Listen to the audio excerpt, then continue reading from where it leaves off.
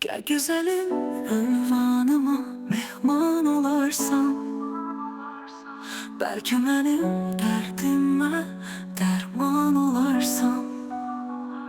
Açmamışam kollarımı özgeye hiç vaxt, təkcə mənim qəlbimə sən sultan olarsan. Sənin üçün çiçəklər dəstələdim mən, hər gecələr mahnılar bəstələdim mən. Mən sonda anlayıb, sonra düşündüm cavan canıma, ey yar qəstələdim mən. İllərdir yorğunam, mən axı sənsiz, gəzmişəm səhralar, həm dağı sənsiz.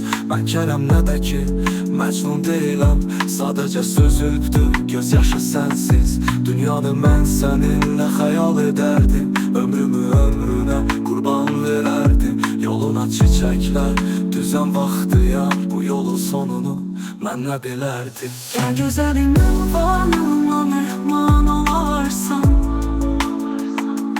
belki benim derdime derman olarsan. Açmamışam qallarımı özgəyə heç vaxt, təkcə mənim qəlbimə sən sultan olarsan.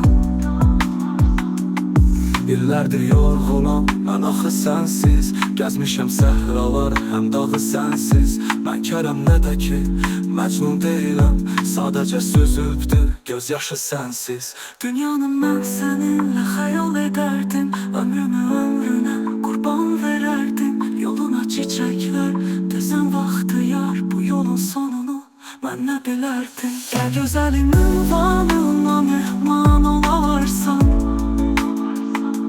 belki benim derdime derman olarsan. Açmamışam qallarımı özgəyə heç vaxt, təkcə mənim qəlbimə sən sultan olarsan.